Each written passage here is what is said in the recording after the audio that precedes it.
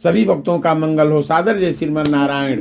आज मैं आप लोगों को बताने वाला हूं कि जो माताएं बहनें हैं आज फैशन के दुनिया में सिंदूर लगाना नहीं चाहती। सिंदूर बहुत माताओं को मैं देखता हूं, उस पर ध्यान जाता है तो मैं सोचते रह जाता हूं कि आखिर सिंदूर देखिए किस प्रकार लगाना चाहिए, सिंदूर लगाने का क्या महत्व है और सिंदूर लगाने से पति पर उसका क्या प्रभाव पड़ता है, इसके विषय में बताना वाला हूं कि सिंदूर है क्या और सिंदूर क्यों लगाना स्त्री को जरूरी है। उससे आपके घर में, आपके परिवार में नकारात्मक और गलत उसका परिणाम भी मिल सकता है। आपको पति की लंबी आयु और सम्मान के लिए महिलाओं को सही तरीके से लगाना चाहिए सिंदूर। फैशन के चक्कर में नुकसान हो सकता है, इसलिए फैशन के चक्कर में न पड़े। सिंदूर को कैसे लगाएं इसके विषय में मैं बता रहा हूं। जो स्त्री अपनी मांग के सिंदूर के बालों में छिपा लेती है उसका पति समाज में भी छिप जाता है। सिंदूर लगा करके और कभी अपने सिंदूर को छिपाना नहीं चाहिए, इसलिए उस पति का समाज में भी प्रतिष्ठा छिप जाता है। जो स्त्री बीच मांग में सिंदूर न लगाकर किनारे लगाती हैं, ऐसी स्थिति में महिला का पति भी उससे किनारा कर लेता है।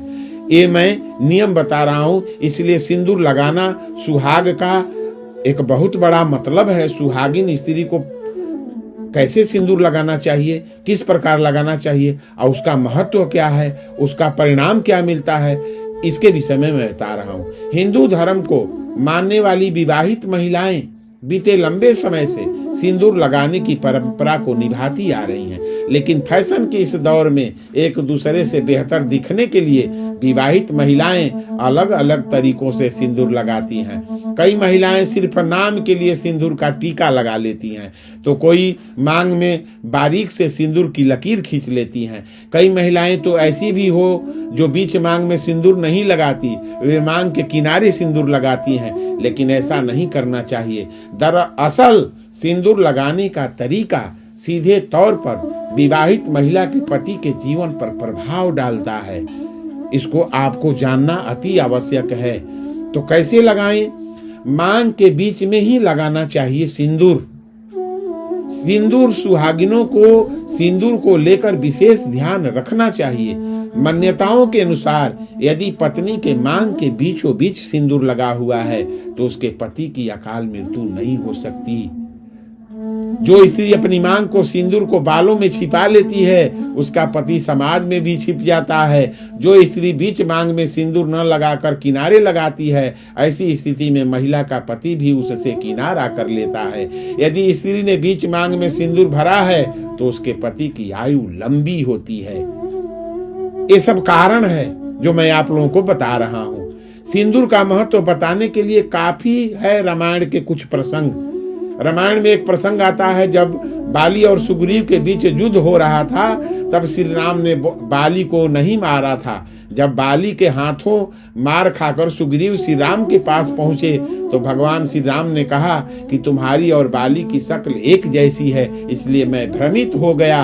अब आप ही बताइए, श्री राम की नजरों से भला कोई कैसे छिप सकता है? कहा जाता है कि जब श्री राम ने यह देख लिया कि बाली की पत्नी तारा की मांग सिंदूर से भरी है तो उन्होंने सिंदूर का सम्मान करते हुए बाली को नहीं मारा था। दूसरी बार जब सुग्रीव ने बाली को ललकारा तब तारा स्नान कर रही थी। उसी समय प्रभु श्री राम ने देखा कि मौका अच्छा है और उन्होंने बाण छोड़ दिया। तो अब आप ही बताइए कि जब मांग में सिंदूर भरा हो तो परमात्मा भी उसके पति को नहीं मारते, फिर उनके अलावा ऐसा कौन करेगा? इसलिए सिंदूर लगाना जरूरी है।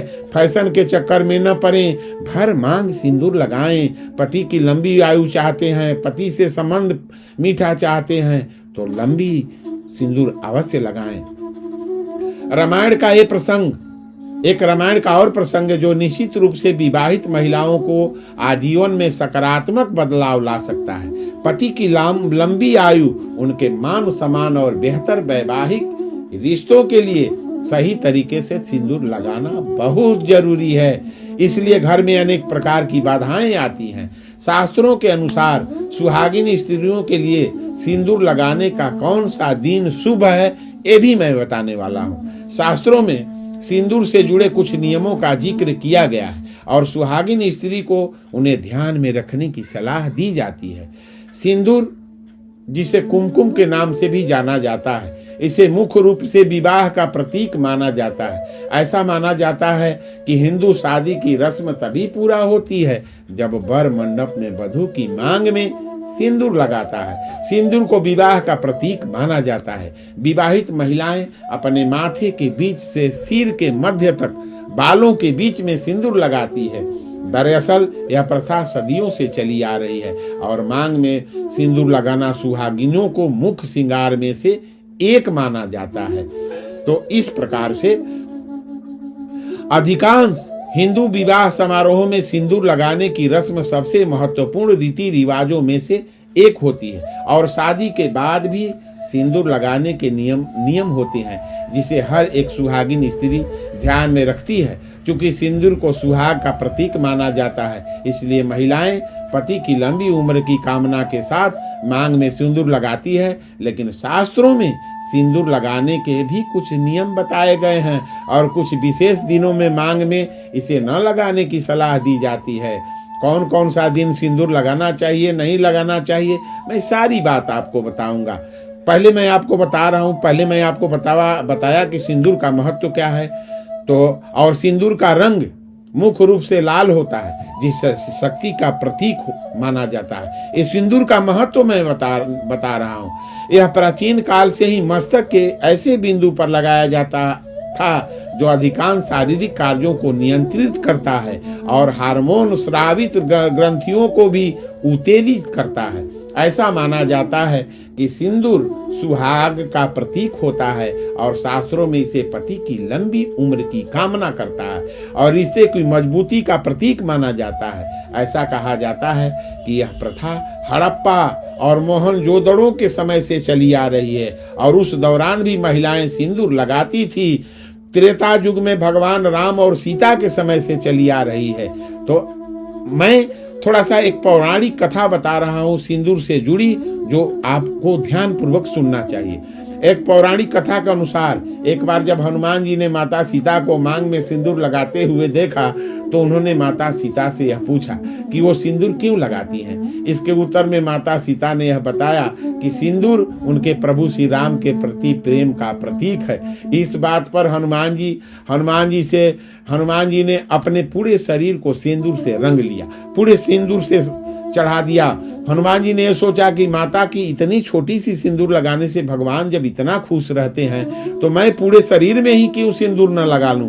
और उन्होंने क्या किया कि अपने पूरे शरीर में सिंदूर लेपन कर लिया। तो यह भी मान्यता है कि मंगलवार के दिन हनुमान जी को सिंदूर चढ़ाना चाहिए। सिंदूर चढ़ाने से घर की सारी कष्ट दूर हो जाती है। तो हनुमान जी सीता जी को देखे कि इतनी छोटी थोड़ा सा सिंदूर लगाने से भगवान इतना प्रसन्न रहते हैं, तो मैं अपने पूरे शरीर में ही सिंदूर क्यों न लगा लूं कि भगवान हम पर सबसे ज्यादा खुश रहें। तो इस प्रकार से ऐसे सिंदूर का महत्व है। और अब मैं बता रहा हूं कि सुहागिन को किन दिन सिंदूर लगाना शुभ माना जाता है, किस दिन सुहागिन को सिंदूर लगाना चाहिए। मान्यता अनुसार माता पार्वती अपने माथे पर भगवान शिव के लिए सिंदूर लगाती हैं, इसलिए उन्हें सिंदूर चढ़ाया जाता है। ऐसा माना जाता है कि सुहागिन स्त्रियों को किसी भी पूजा पाठ में और शुभ अवसरों पर मांग में सिंदूर अवश्य लगाना चाहिए। करवा चौथ, बट सावित्री पूजा और किसी भी ऐसी पूजा या व्रत के दिन सिंदूर अवश्य लगाएं जो सुहागिनों के लिए मुख्य अवसर माने जाते हैं। ऐसा माना जाता है कि किसी भी सुहागिन महिलाओं को किस दिन बाल धोना चाहिए और किस दिन सिंदूर लगाना चाहिए, ये मैं बता रहा हूँ। तो किस दिन बाल को धोना चाहिए? रविवार, सोमवार और शुक्रवार के दिन सिंदूर अवश्य लगाना चाहिए। माता गौरा के सिंदूर चढ़ाकर अपनी मांग भरने से सुहागिन स्त्रियों को अखंड सौभाग्य का वरदान मिलता है। तो इस प्रकार से सिंदूर का उपयोग करना चाहिए। ऐसा माना जाता है कि सुहागिन स्त्रियों को कभी भी पीरियड्स के दौरान सिंदूर नहीं लगाना चाहिए। जब माताओं को पीरियड आ जाए तो उस समय कभी भी सिंदूर नहीं लगाना चाहिए। दरअसल शास्त्रों के अनुसार सिंदूर को बहुत पवित्र माना जाता है और पीरियड के दौरान शारीरिक अशुद्धि मानी जाती है, इसलिए इस दौरान सिंदूर लगाने की मनाही होती है। मंगलवार के दिन मुख्य रूप से हनुमान जी को सिंदूर चढ़ाने की प्रथा है और उन्हें बाल ब्रह्मचारी माना जाता है, इसलिए भी मंगलवार के दिन सिंदूर नहीं लगाना चाहिए। तो जितना उपाय मैं आप लोगों को बताया हूँ, कैसे कैसे सिंदूर लगाना चाहिए, सिंदूर का क्या महत्व है, सिंदूर क्यों लगाया जाता है, फैशन के चक्कर में न पड़कर माताओं बहनों को सिंदूर अपने मांग में पूरा भरपूर लगाना चाहिए। इससे पत्नी पति की सारी समस्या हल हो जाती है। तो सभी भक्तों का मंगल हो। सादर जय श्रीमन्नारायण। हर हर महादेव। मेरा वीडियो यदि आप लोगों को अच्छा लगे तो लाइक सब्सक्राइब अवश्य कर दें।